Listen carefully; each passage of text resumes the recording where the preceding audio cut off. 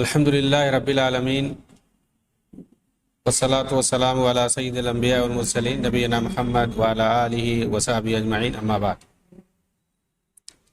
اعوذ باللہ من الشیطان الرجیم بسم اللہ الرحمن الرحیم اتخذوا احبارهم ورهبانهم اربابا من دون اللہ والمسیح ابن مریم وما امروا الا ليعبدوا الہا واحدا لا الہ الا هو سبحانہ عما یشرکون رب اشرح لی صدری ویسر لی امری واحلل عقدۃ من لسانی یفقہوا قولی۔ محترم ناظرین کرام، احباب گرامی اور دیگر سامعین،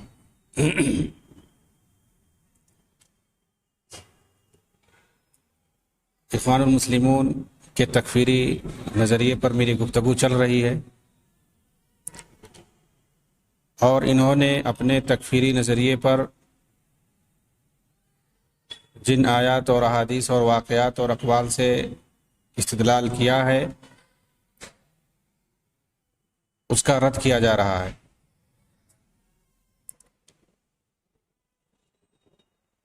کئی ہے کہ دلیلوں کو ذکر کر کے اس کا رد کیا گیا۔ تکفیر کے تعلق سے آج ان کی ایک 8ویں دلیل ہے، قرآن کریم کی آیت سورہ توبہ آیت نمبر 31 جو میں نے ابھی پڑھی ہے، جس کے اندر سے ایک ٹکڑا انہوں نے لیا ہے، اتخذوا احبارهم ورهبانهم اربابا من دون اللہ۔ یہ عیسائیوں کے بارے میں ہے، یہودیوں کے بارے میں ہے کہ ان لوگوں نے اپنے علماء کو اللہ کو چھوڑ کر کے رب بنا لیا۔ احبار یہ حبرن کی جمع ہے، یہودیوں کا جو عالم ہوتا ہے بڑا، اس کو بولتے ہیں، اور اسی طرح سے رہبان یہ راہب کی جمع ہے۔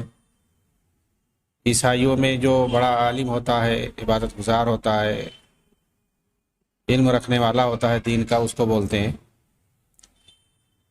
تو اہل کتاب کے بارے میں یہ آیت کا ٹکڑا کہہ رہا ہے کہ ان لوگوں نے اپنے علماء کو رب بنا لیا اللہ کو چھوڑ کر، اتخذوا احبارهم ورهبانهم اربابا من دون اللہ۔ وجہ استدلال یہ ہے، یہ کہتے ہیں کہ یہاں ان کے علماء اور فقہاء اور عابدوں کو رب کہا گیا ہے۔ کیونکہ ان لوگوں نے، یہودیوں اور عیسائیوں نے، اللہ کے فیصلے کو چھوڑ کر ان کے فیصلوں پر عمل کرنا شروع کر دیا تھا۔ وہ جو فیصلہ کرتے تھے، ان کے علماء اور فقہاء جو فیصلہ کرتے تھے اسی پر وہ عمل کرتے تھے، اللہ کے فیصلوں پر عمل نہیں کرتے تھے۔ تو اس طرح سے ان کو رب کہا گیا، اور ظاہر سی بات ہے اللہ کو چھوڑ کر اگر غیر اللہ کو کوئی رب بنا لے تو وہ مشرک ہوگا، کافر ہوگا۔ تو اس طرح سے یہ ثابت کرنا چاہتے ہیں کہ اہل کتاب کو جو مشرک اور کافر کہا گیا ہے، اس آیت کے ذریعے سے ہمیں یہی پتہ چلتا ہے کہ ان لوگوں نے اللہ کے فیصلے کو چھوڑ کر کے اپنے علماء کے فیصلوں کو پکڑ لیا تھا، اس پر عمل کرنے لگے تھے۔ تو اس کا کیا جواب ہے؟ ہم دیکھیں گے یہ پوری آیت کس تعلق سے گفتگو کر رہی ہے۔ چنانچہ اسی ٹکڑے سے یہ آیت شروع ہوتی ہے، اتخذوا احبارهم ورهبانهم اربابا من دون اللہ والمسیح ابن مریم۔ ان لوگوں نے اپنے علماء کو اور عابدوں کو رب بنا لیا ہے اللہ کو چھوڑ کر کے، والمسیح ابن مریم، اور عیسیٰ ابن مریم کو بھی۔ وما امروا الا لیعبدوا الہا واحدا، انہیں صرف ایک معبود کی عبادت کرنے کا حکم دیا گیا تھا۔ لا الہ الا ہوا، اللہ کے سوا کوئی عبادت کے لائق ذات نہیں ہے، سبحانہ عما یشرکون، اللہ تعالیٰ پاک ہے، اس کی ذات بلند ہے ان تمام چیزوں سے جن کے ساتھ وہ اسے شریک ٹھہراتے ہیں۔ یہ سورہ توبہ کی آیت ہے جو صراحت کے ساتھ شرک پر دلالت کر رہی ہے۔ اور یہ بتا رہی ہے کہ یہ عیسائی کیسے مشرک ہوئے. عیسیٰ علیہ السلام کی ذات کے اندر غلو کر کے اور انہیں الوہیت کے مقام پر فائز کر کے وہ کیسے شرک میں مبتلا ہوئے، اپنے علماء کی باتوں پر کیسے اعتماد کر کے ان کے علماء نے کیسے ان کو گمراہ کیا. یہ دراصل پس منظر ہے کہ ان کے شرک میں جانے کا کیا سبب رہا ہے. اس لیے اللہ کے رسول نے فرمایا تھا آخری وقت میں لا تطرونی کما اطرت النصارى عیسی ابن مریم، میرے تعلق سے غلو نہیں کرنا جس طرح سے عیسائیوں نے عیسیٰ ابن مریم کے تعلق سے غلو کیا اور انہیں رسالت سے اٹھا کر کے الوہیت کے مقام پہ پہنچا دیا. فإنی عبد اللہ ورسولہ فقولوا عبد اللہ ورسولہ، میں اللہ کا بندہ اور اس کا رسول ہوں، مجھے اللہ کا بندہ اور اس کا رسول کو. اللہ کے رسول نے بتا دیا کہ حضرت عیسیٰ علیہ السلام کا مقام جو رسالت کا تھا اس سے بڑھا کر کے کیسے ان لوگوں نے الوہیت کے مقام تک پہنچا دیا. تو یہ آیت بھی ان لوگوں کے شرک میں کیسے مبتلا وہ لوگ ہوئے اس پر گفتگو کر رہی ہے. اور دوسری جو پوائنٹ کی بات ہے کہ ان لوگوں نے دوسروں کے فیصلوں کو، اللہ کے فیصلوں کو چھوڑ کر کے دوسروں کے فیصلوں کو، غیر اللہ کے فیصلوں کو، یا دوسرے الفاظ میں اپنے علماء اور فقہا کے فیصلوں کو انہوں نے جو مانا اور اس پر عمل کیا اسے حلال سمجھ کر کے، اسی کو ٹھیک سمجھ کر کے، اور اس طرح سے گویا انہوں نے شریعت کے اندر حلال اور حرام کا اختیار انہیں دے دیا. اور یہ یقیناً شرک ہے. لیکن اگر کوئی ایسا نہیں سمجھتا ہے، حلال نہیں سمجھتا، تو ایسی صورت میں اسے مشرک نہیں کہا جائے گا، اسے فاسق اور ظالم کہہ سکتے ہیں. آپ دیکھیے یہ جو آیت کریمہ نازل ہوئی تھی اس کا شان ورود ہے، پس منظر ہے. عدی بن حاتم رضی اللہ تعالیٰ عنہ جو ابھی نئے نئے اسلام لائے تھے، یہ پہلے عیسائی تھے، قبیلے بنو طی کے. ان کے والد حاتم طائی بہت مشہور ہیں، انہی کے لڑکے تھے. یہ اللہ کے رسول کے پاس آئے، آپ سے بیعت کی، اسلام قبول کیا انہوں نے. ان کے گردن میں صلیب لٹکی ہوئی تھی. جو عیسائی جو ہے وہ گردن میں صلیب پہنتے ہیں.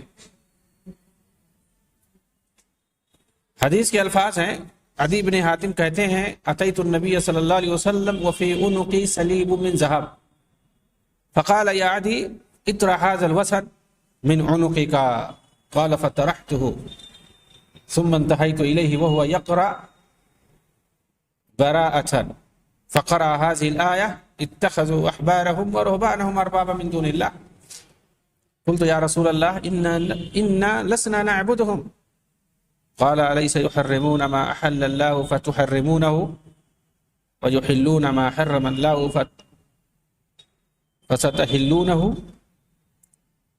فتحلونه قلت بلى قال فتلك عبادتهم.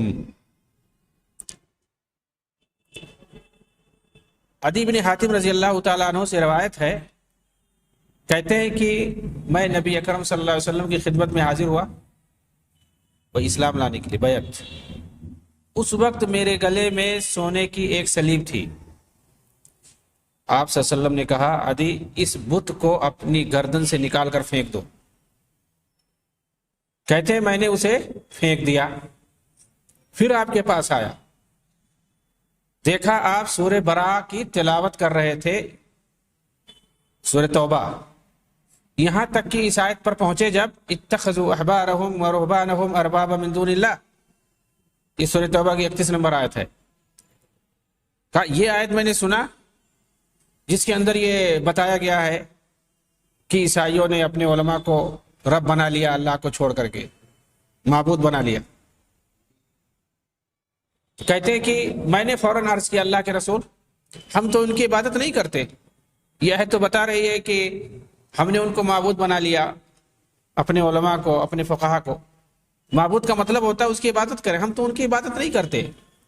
تو اللہ کے رسول نے فرمایا کیا ایسا نہیں ہے کہ وہ جس چیز کو حرام کر دیتے ہیں تم اسے حرام، اور جس چیز کو حلال کر دیتے ہیں اسے تم حلال سمجھ لیتے ہو، حلال مان لیتے ہو؟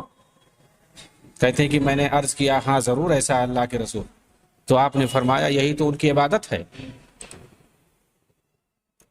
علامہ واحدی یہ روایت پیش کرنے کے بعد، اس آیت کے تحت اس روایت کو، اس حدیث کو پیش کرنے کے بعد اس پر تبصرہ کرتے ہوئے فرماتے ہیں ھذا بیان ان مخالف امر اللہ فی التحلیل والتحریم کالمشرک فی عبادت اللہ لأن استحلال ما حرم اللہ کفر بالاجماع۔ یہ پوائنٹ کی بات ہے۔ کہتے ہیں کہ اس حدیث میں اس بات کی وضاحت ہے کہ اللہ کے کسی فیصلے میں تحلیل و تحریم کی مخالفت کرنے والا عبادت الہی میں مشرک کی طرح سے ہے، کیونکہ اللہ کے حرام کردہ کسی فیصلے کو حلال سمجھنے والا کافر ہے بالاجماع۔ تو یہ ہے اصل مسئلہ کہ اگر اللہ کے فیصلے کے علاوہ دوسروں کے فیصلے کو کوئی بہتر سمجھے، اسی کو حلال سمجھ لے، اسی کو جائز سمجھ لے، اسی کو ٹھیک سمجھ لے اللہ کے فیصلے کے مقابلے میں، تو ایسی صورت میں وہ کافر ہے، وہ مشرک ہے۔ وہ گویا اس نے ایک الگ شریعت کھڑی کر دی شریعت الہیہ کے مقابلے میں۔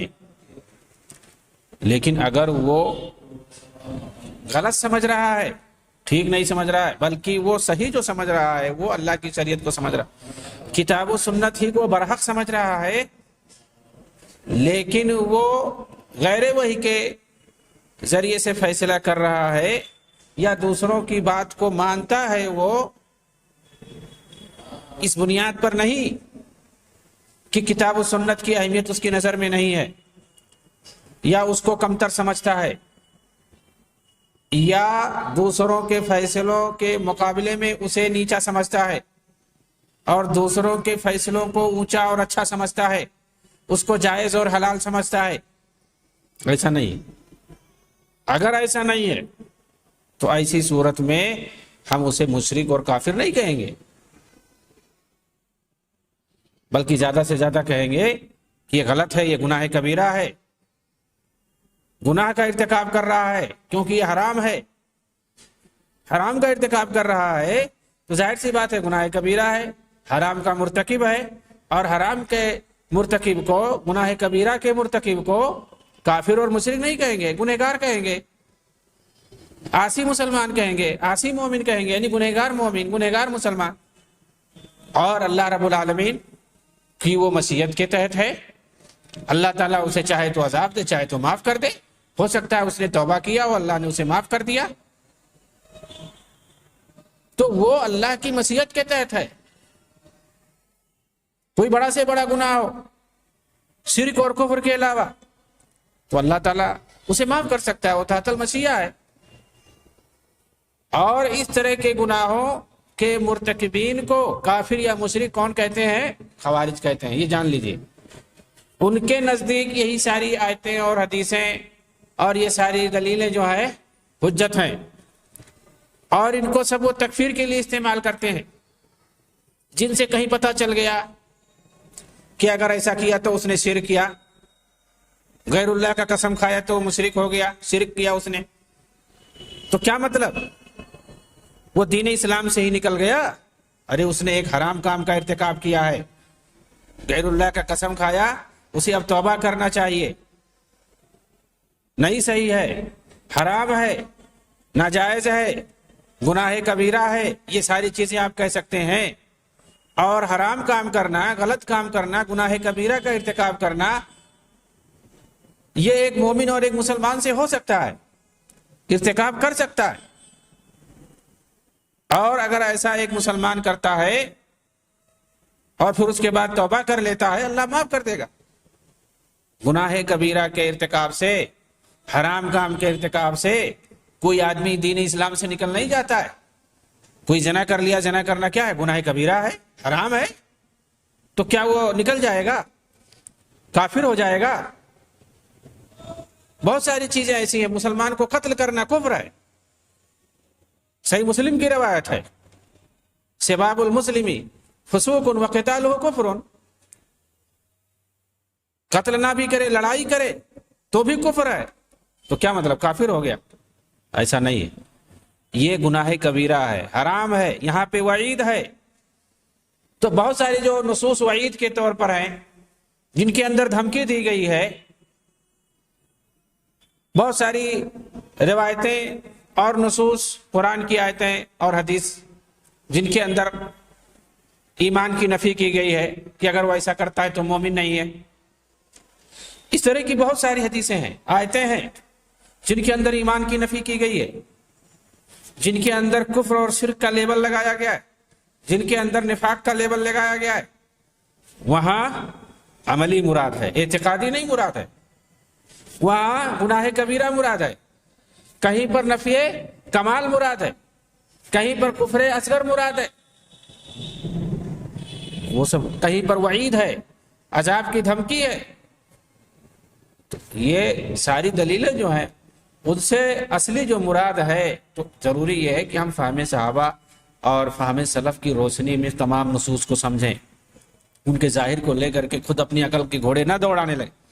اسی وجہ سے منہج کے اندر انحراف پیدا ہوتا ہے اور لوگ تکفیر کے کھائی میں چلے جاتے ہیں, اور چھوٹی چھوٹی باتوں پر, چھوٹے چھوٹے گناہوں پر وہ دوسروں کو کافر کہنا شروع کر دیتے ہیں.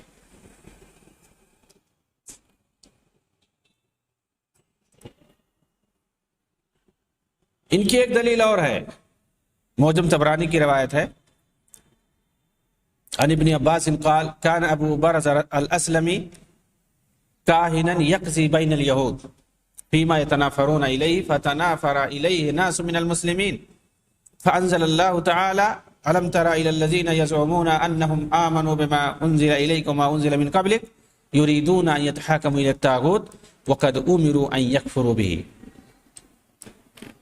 ابن عباس رضی اللہ تعالیٰ عنہ سے روایت ہے کہ ابو برزہ اسلمی رضی اللہ تعالیٰ عنہ یہ دور جاہلیت میں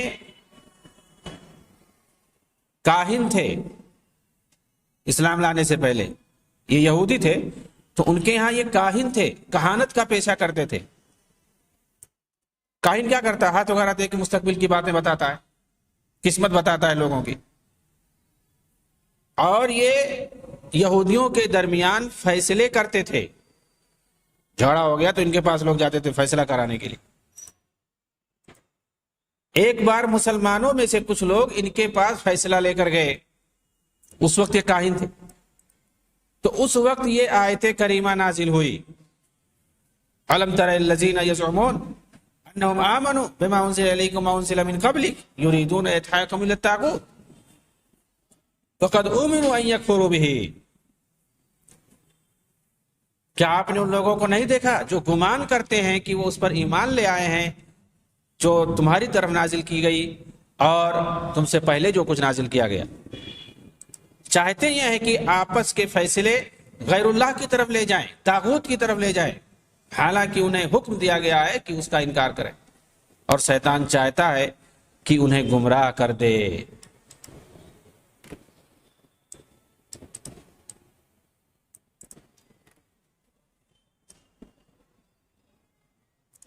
یہ روایت معجم طبرانی کی ہے, اور سند کے اعتبار سے اس کی کوئی خاص اہمیت نہیں ہے. البتہ اس روایت کو صحیح مان لیا جائے تو بھی یہ تکفیر پر دلیل نہیں ہے, اس سے ہم استدلال نہیں کر سکتے. تکفیر پر اس سے استدلال درست نہیں ہے, کیونکہ آیت کے اندر جس بات پر تکفیر کی گئی ہے وہ اس بنیاد پر ہے کہ اللہ کی شریعت کو انکار کر کے طاغوت سے فیصلہ لینے کو بہتر سمجھے اور اسی پر یقین رکھے. کیونکہ جو منافقین نبی صلی اللہ علیہ وسلم کو چھوڑ کر کے جو اس وقت مدینہ کے اندر موجود تھے, مسلمانوں کے بیچ میں تھے, انہیں چھوڑ کر کے ایک یہودی کاہن کے پاس لے جانا فیصلہ کرنے کے لیے، یہ کس بات پہ دلالت کرتا ہے؟ کہ وہ نبی صلی اللہ علیہ وسلم کے فیصلے کو بہتر نہیں سمجھتے تھے، یا یقین نہیں تھا انہیں، اور ظاہر ہے کہ یہ کفر ہے، یہ صراحتاً کفر ہے کہ نبی صلی اللہ علیہ وسلم بیچ میں موجود ہے، انہیں چھوڑ کر کے کسی دوسرے کے پاس جا کر کے فیصلہ کروانا، یعنی دوسرے مذہب کے ماننے والے کے پاس، اور وہ بھی یہودی کاہن کے پاس، ظاہر سی بات ہے یہ کفر ہے۔ لیکن اگر کوئی غیر اللہ سے فیصلہ لے کسی معاملے میں،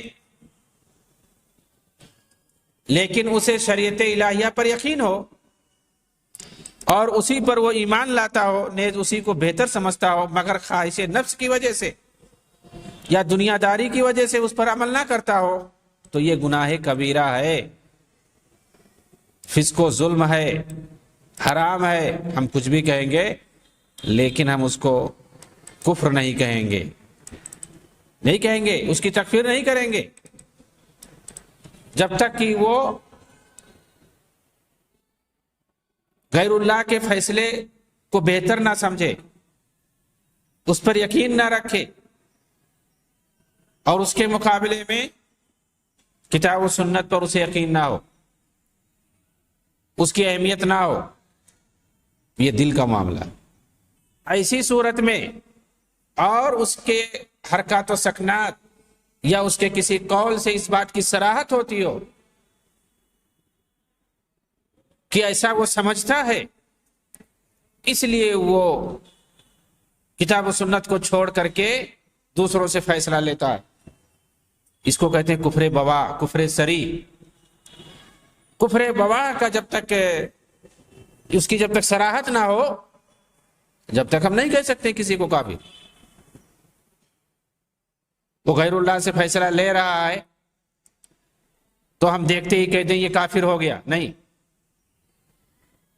ہو سکتا ہے کوئی اسے مجبوری ہو سکتا ہے وہ ٹھیک ہے، اس کو غلط سمجھ رہا ہے، حرام سمجھ کے وہ ایسا کام کر رہا ہے، وہ جانتا ہے کہ کتاب و سنت ہی ہمارا اصل ہے، اس پر اسے یقین ہو، بھروسہ ہو، اس کا ایمان ہو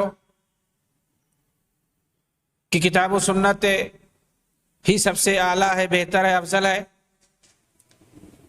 لیکن دنیاوی خواہشات ہے، دنیا داری ہے، خواہش نفس ہے، اس طرح کی کچھ چیز ہے یا کوئی مجبوری ہے، ایسی صورت میں لے رہا ہے، ظاہر سی بات ہے یہ حرام ہے، غلط ہے۔ وہ منکر نہیں ہے کتاب و سنت کا، یا یہ کہ غیر اللہ جس سے وہ فیصلہ لے رہا ہے اس کو حلال نہیں سمجھ رہا، اس کو جائز نہیں سمجھ رہا ہے، غلط سمجھ رہا ہے۔ بہت سے لوگ ایسے غلط سمجھ کے، حرام سمجھ کے کرتے ہیں۔ زنا آدمی کرتا ہے، اسے حرام سمجھتا ہے، چوری کرتا ہے، حرام سمجھتا ہے، ڈاکہ ڈالتا ہے، حرام سمجھتا ہے، چغلی اور غیبت کرتا ہے، حرام سمجھتا ہے، اسے پوچھو کہ کہے گا حرام ہے۔ لیکن اگر انہی تمام حرام چیزوں کو کوئی حلال سمجھ کے کرے، اگر سود کھاتا ہے حرام سمجھتا ہے اسے، لیکن اگر کوئی حلال سمجھ لے، تمام جتنی بھی حرام چیزیں ہیں اللہ رب العالمین کی طرف سے جو حرام کردہ چیزیں ہیں، غیر اللہ سے فیصلہ کروانا بھی حرام ہے، لیکن اگر ان تمام چیزوں کو اگر کوئی حلال سمجھنے لگے کہ حلال ہے، کوئی مسئلہ نہیں، حلال سمجھ کے اگر کوئی کرے تو ایسی صورت میں وہ کافر ہو جائے گا، اس میں کوئی شک نہیں ہے۔ لیکن اگر حلال نہیں سمجھ رہا ہے، ان تمام حرام چیزوں کو وہ حرام سمجھ کے کرتا ہے، تو ایسی صورت میں وہ کافر نہیں ہوگا، یہ ہمیں سمجھنا ضروری ہے۔ لیکن خوارج کے یہاں اس چیز کا امتیاز نہیں ہے، یہ جو بنیادی فرق ہے ان کے یہاں ندارت نہیں کرتے ہیں، یہ بنیادی فرق اسی لیے گناہ کبیرہ کا مرتکب ان کے یہاں کافر ہو جاتا ہے۔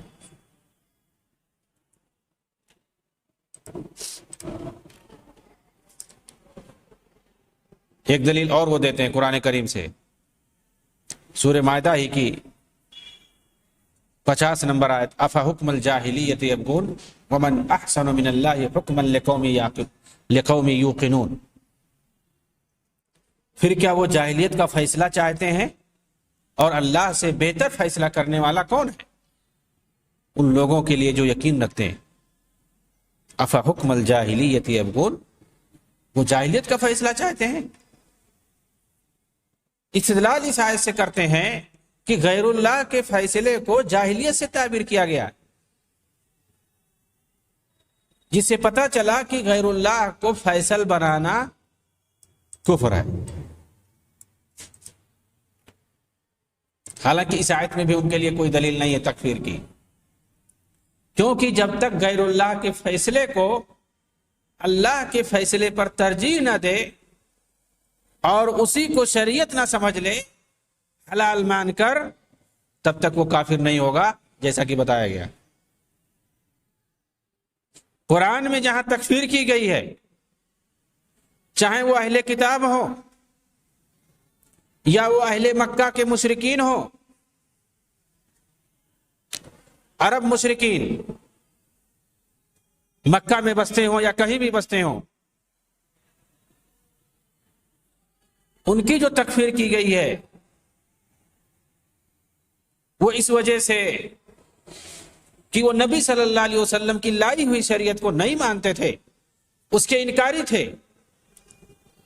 اور وہ اسی جاہلیت والی شریعت کو مانتے تھے، وہ اسی منسوخ شریعت کو مانتے تھے۔ اہل کتاب اسلام کے آنے کے بعد، شریعت محمدیہ کے آنے کے بعد ساری شریعتیں منسوخ ہو گئی، وہ انہی منسوخ شریعتوں کو مانتے تھے یا انہی جاہلی شریعتوں کو مانتے تھے، اور نبی صلی اللہ علیہ وسلم کی لائی ہوئی شریعت پر ایمان نہیں لاتے تھے، اس کے انکاری تھے۔ اسی لیے وہ جو فیصلہ کرتے تھے اپنی جاہلی شریعت کے مطابق یا منسوخ شریعتوں کے مطابق، اسی کو حلال سمجھتے تھے، اسی کو جائز اور بہتر سمجھتے تھے، اس لیے ان کی تکفیر کی گئی ہے۔ تو یہ ہمیں فرق کرنا پڑے گا۔ ان تمام آیتوں سے ہم دلیل نہیں پکڑ سکتے ہیں مسلمانوں کی تکفیر کرنے پر، کہ اگر کوئی مسلمان ویسا کر رہا ہے تو وہ بھی کافر ہو جائے گا، جب تک کہ وہی عقیدہ نہ اپنائے جیسا کہ اہل کتاب نے اپنایا، جیسا کہ کفار مکہ نے اپنایا، یعنی حلال سمجھنے والا عقیدہ، کہ غیر اللہ کے سے جو فیصلہ لے رہا ہے، دوسری کسی شریعت کے مطابق وہ فیصلہ لے رہا ہے، اس کو حلال سمجھ کے لے رہا ہے، اس کو بہتر سمجھ کے لے رہا ہے، یا یہ کہ وہ شریعت محمدیہ کا منکر ہے یا اسے کمتر سمجھتا ہے۔ بہت ساری صورتیں، جب تک یہ صورتیں نہیں پائی جائیں گی، جب تک ہم اس کی تکفیر نہیں کر سکتے ہیں۔ اصل عقیدہ ہے، چاہے وہ حلال کا عقیدہ ہو، استحلال جسے کہتے ہیں، یا انکار کا عقیدہ ہو، یا کمتر سمجھنے والا ہو، یہ ساری صورتیں کوئی ایک یا تمام جب تک نہیں پائی جائیں گی، جب تک ہم تکفیر نہیں کر سکتے ہیں۔ علامہ واحدی نے تفسیر وسیط کے اندر اس آیت کی تفسیر میں لکھا ہے، یعنی افحکم الجاہلیت یبغون، قال المفسرون معناه اتطلب اليهود في حكم الزانين حكما لم يأمر الله تعالى به وهم اهل الكتاب كما يفعل اهل الجاهلية۔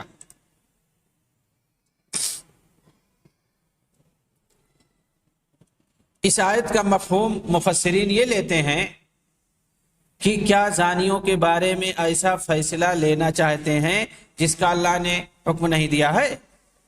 افحکم الجاہلیت یبغون کا مطلب بتا رہے ہیں، یہ مفسرین کی روشنی میں ہمیں دیکھنا پڑے گا۔ تو علامہ واحدی کیا بتا رہے ہیں اس آیت کا مفہوم؟ افحکم الجاہلیت یبغون کا کیا مطلب ہے؟ کہ جاہلی فیصلہ یہ لینا چاہتے ہیں مطلب یہ ہے کہ زانیوں کے بارے میں یہ اہل کتاب کیا فیصلہ لینا چاہتے ہیں؟ اللہ کے حکم کو چھوڑ کر وہ جاہلیت کا فیصلہ لینا چاہتے ہیں۔ تفسیر ابی سعود کے اندر ہے، اس کی شان نزول وارد ہے۔ روی ان بنی النذیر لما تحاکموا الی رسول اللہ صلی اللہ علیہ وسلم فی خصومت قتل وقعت بینہم بین بنو قریظہ۔ خلاصہ یہ ہے کہ بنو نذیر کے لوگ جو کہ یہودی تھے، جب بنو قریظہ کے خلاف ایک قتل کے کیس میں رسول اکرم کے پاس آئے فیصلہ کرانے کے لیے، تو یہ مطالبہ کیا کہ ان کے درمیان اسی روایت کے حساب سے فیصلہ کریں جس طرح اہل جاہلیت تفاضل کے ساتھ کرتے تھے، یعنی ایک دوسرے پر فوقیت دیتے تھے، دیکھتے تھے، حیثیت دیکھتے تھے کہ کون کس مقام کا ہے، کس درجے کا ہے سوسائٹی کے اعتبار سے، طبقاتی نظام کا جس طرح سے اہل کتاب دور جاہلیت میں وہ فیصلہ کرتے تھے آپس میں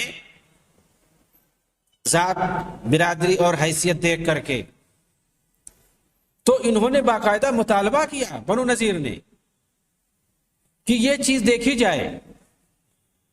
تو آپ صلی اللہ علیہ وسلم نے فرمایا میں اگر فیصلہ کروں گا تو سارے لوگ برابر ہوں گے، میں برابر سمجھ کے کروں گا۔ ہمارے نزدیک سارے مقتول برابر ہیں، چاہے کوئی رئیس زادے کا ہو یا چاہے کوئی غریب زادے کا ہو۔ تو بنو نذیر نے کہا ہم اس حکم سے راضی نہیں ہیں۔ تو اس وقت یہ آیت کریمہ نازل ہوئی، افا حکم الجاہلیت یبغون، کیا وہ جاہلیت کا فیصلہ چاہتے ہیں؟ یعنی جیسے دور جاہلیت میں ہوتا تھا، یہ لوگ خود کرتے تھے کہ جس کو چاہتے اگر کوئی بڑا آدمی تو اسے چھوڑ دیتے تھے، اور جب کوئی کمزور ہوتا تھا تو اس کے اوپر حد نافذ کرتے تھے۔ اللہ کے رسول کے پاس آئے اور وہی مطالبہ کیا انہوں نے جاہلیت کے اندر جیسا وہ کرتے تھے، تو آپ نے فرمایا ہمارے یہاں ایسا نہیں ہوگا، ہمارے یہاں سب برابر ہیں، ہم اگر فیصلہ کریں گے تو برابری کے حساب سے کریں گے، جو ایک حکم ہے وہ سب پر لاگو ہوگا۔ تو انہوں نے کہا ہم اس پر راضی نہیں ہیں۔ تو گویا اس آیت کا ایک پس منظر ہے، اس کی شان نزول ہے باقاعدہ، اس موقع پر یہ آیت کریمہ نازل۔ ظاہر سی بات ہے اگر ایسا کوئی سمجھے گا یہ عقیدہ رکھ کر کے کہ ایک فیصلہ کسی کے لیے جائز سمجھے کسی کے لیے ناجائز سمجھے، تو ظاہر سی بات ہے یہ غلط ہوگا۔ تو اس طرح سے یہ لوگ کرتے ہیں کہ آیتوں کو اور دلیلوں کو اپنے حساب سے توڑ مروڑ کر کے پیش کرتے ہیں۔ اللہ رب العالمین ان کے مکر سے، ان کی چال سے بچائے۔ آمین۔ وآخر دعوانا ان الحمدللہ رب العالمین، والسلام علیکم ورحمۃ اللہ وبرکاتہ۔